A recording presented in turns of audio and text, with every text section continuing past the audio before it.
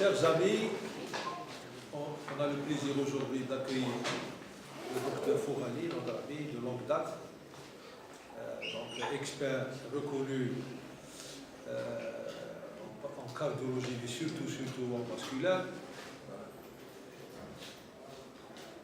Et il va un petit peu, dans le cadre de la formation médicale continue, essayer de faire un tour d'horizon. Bien sûr, ça sera sûrement votre désirata. Il est prêt à s'adapter parce qu'il faut éteindre vos téléphones déjà. Et normalement, il y aura une séance, il y aura une partie théorique et surtout le plus intéressant pour vous, je pense, c'est le côté pratique et surtout l'interactivité. Il ne faut pas hésiter, je pense que c'est sa méthode de travail, je ne sais pas, de poser des questions après et surtout aller dans les détails parce que vous avez la chance d'avoir aujourd'hui avec vous un spécialiste en la matière, un expert. Et c'est ce qui est normalement l'enseignement, le transfert des connaissances, comme je l'ai dit souvent, doit être fait par des experts et de façon ludique, avec plaisir. On ne va pas trop tarder, donc moi je me suis, ce que le professeur m'avait dit, ce qui vous intéresserait, bon, on peut changer si vous voulez, si vous avez des questions. Bon, c'est les carotides. Donc on va essayer donc, de vous parler. Donc n'hésitez pas, on ne va pas parler uniquement du Doppler, parce que le Doppler c'est quelque chose, bon, c'est important, mais c'est quelque chose de technique. On va intégrer des connaissances ultrasonographiques avec ce qui est pratique. Donc, je vais vous donner, si vous voulez, les choses les plus essentielles. Donc voilà, je vais vous poser des questions. Ce n'est pas des questions, vous allez voir. Alors, la sténose carotidienne, d'après vous, comme ça, dans la littérature, quand vous allez lire un article. Quand on vous dit sténose carotidienne, qu'est-ce que ça veut dire? Et en anglais, vous avez CAS, d'accord? Carotide, artérie, sténosis. D'accord? Qu'est-ce que ça veut dire? Est-ce que d'après vous, quand on vous dit dans la nature,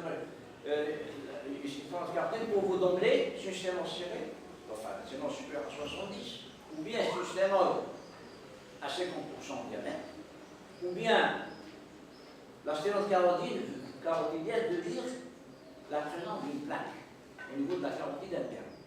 Ou bien tout simplement ne concerne que la sténose d'origine athéromateuse, ou bien, quand on dit sténose carotidienne, on dit, on englobe toutes les sténoses.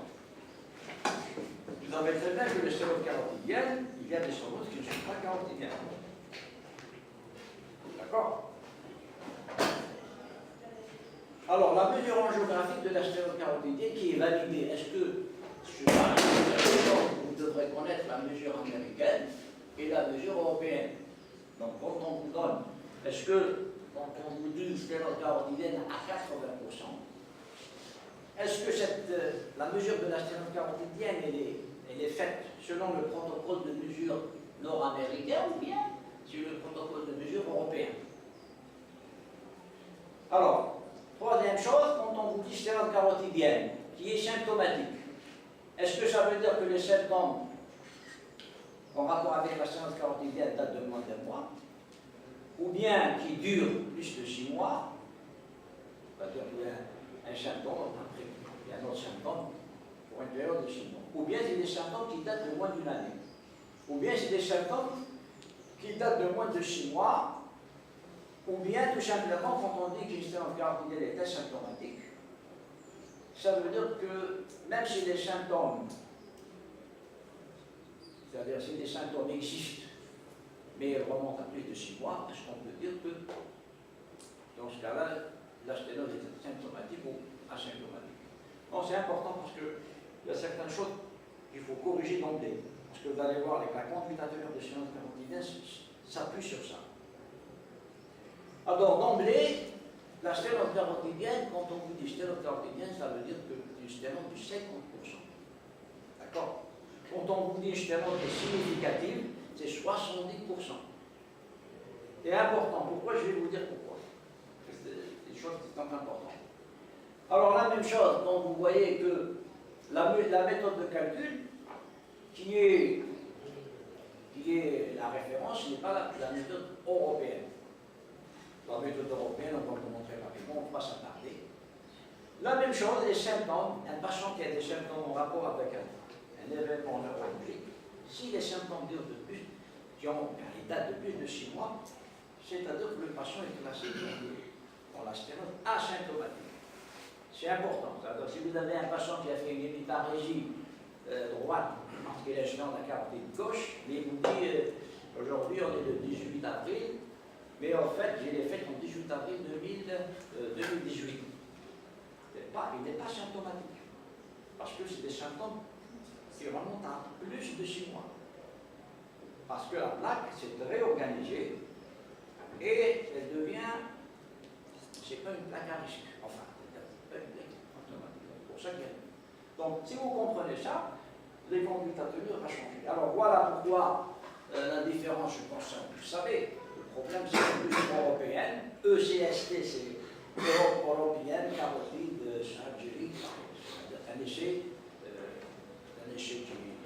européen avant clinique, pour dire que la sténose, on opérait les patients auparavant sans qu'il y ait, on n'avait pas des études de randomisées, c'est que ces 2 études randomisées, le CHT et NACET, c'est NAC Nord, enfin l'Amérique du Nord, enfin américaine tout simplement. Donc l'évaluation du degré de sténose, vous avez toutes les sténoses, elles siègent au niveau de l'origine de la carotide interne. Donc quand vous dites du sténose de la carotide, ça veut dire que c'est athéromateux. Et quand on vous dit une sténose carotidienne, c'est l'athérome. Ce n'est pas la dysplasie, ce n'est pas l'arc de Takayashi. Donc, quand vous lisez un article, sténose carotidienne, ça veut dire que c'est une sténose supérieure à 50%. C'est une sténose qui est athéromateuse, c'est une sténose qui est à l'origine généralement de la carotide interne. C'est ça que ça veut dire. Une sténose, un patient, quand on vous dit par exemple, un patient qui a une sténose carotidienne, on doit mettre un patient sous aspirine. S'il y a une plaque, on ne met pas de patient sous aspirine. La plaque, vous savez, il n'y a aucune étude qui a montré quand on a une plaque de la carotide, il faut mettre de l'aspirine. Alors que je sais que pas mal de nous-mêmes, à chaque fois qu'il y a une plaque, on fait mettre l'aspirine. Donc l'aspirine, on met de l'aspirine uniquement chez un patient qui a un degré de sténose supérieur à 50%. Maintenant, c'est à vous de voir quelle méthode vous devez faire. La plaque de la carotide interne, il n'y a pas de recommandation à mettre le patient sous aspirine. Maintenant, si le patient est coronarien, c'est autre chose.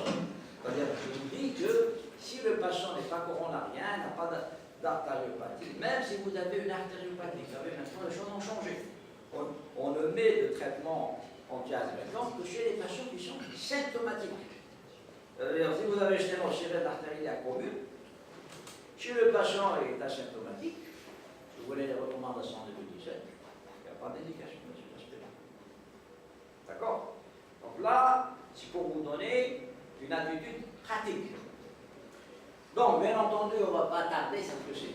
Alors, le CHT, c'est-à-dire le degré de sténose est rapporté pour le CHT au bulbe.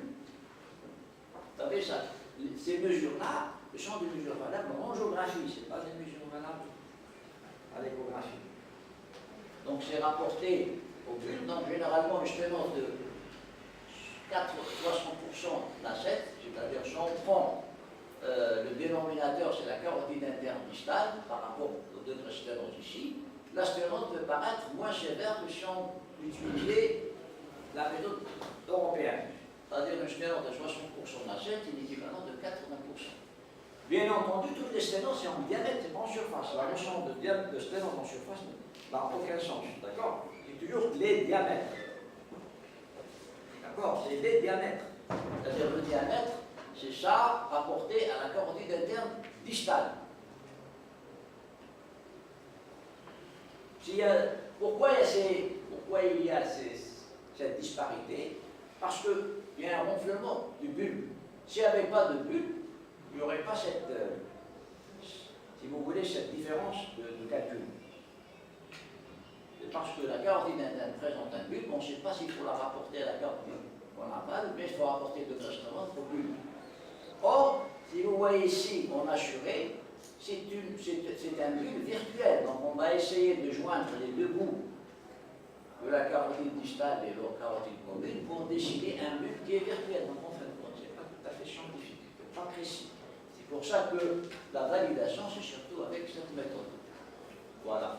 Donc A-B, c'est A distal, B, le degré de sténose, c'est le diamètre luminal de la sténose rapporté à la carotide interne distale. Alors quand j'utilise cette méthode, c'est B, c'est C, le bulbe, moins B, c'est le diamètre résiduel de la lumière résiduelle rapporté à C.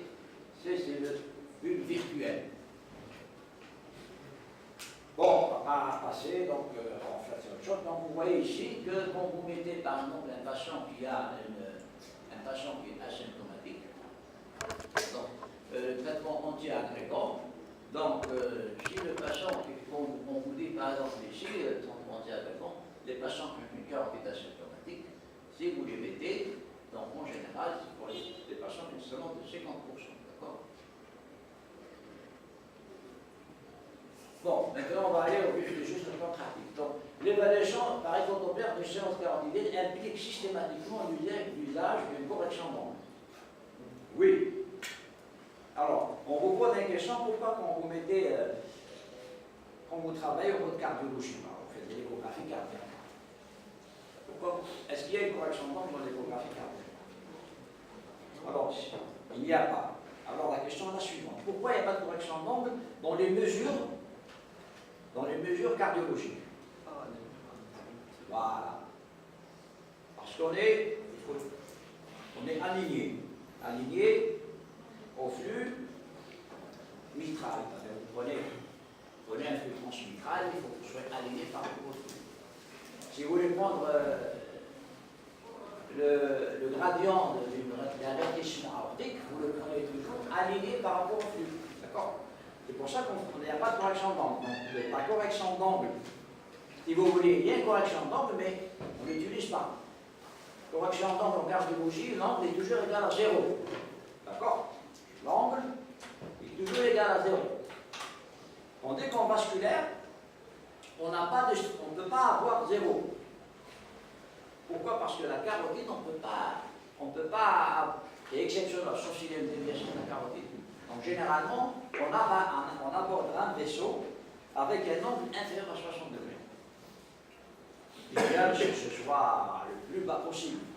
Mais on ne peut jamais avoir 0 en général, parce que la peau et la carotide, c'est comme ça, on ne peut pas avoir, sauf si la carotide s'est partée comme ça, oui. Mais si vous avez la peau comme ça et la carotide comme ça, vous ne pouvez jamais avoir 0. Donc c'est pour ça qu'il y a des artifices sur l'échographe qui permet de changer l'orientation de la boîte Doppler et de changer également, de faire varier l'angle. Donc quand on dit l'angle, l'angle est défini par le faisceau qui sort, ultrasonographique qui sort de la sonde, par rapport à la direction du flux. Donc c'est ça l'angle. Donc il faut qu'il y ait un angle, donc pardon, je sais pas.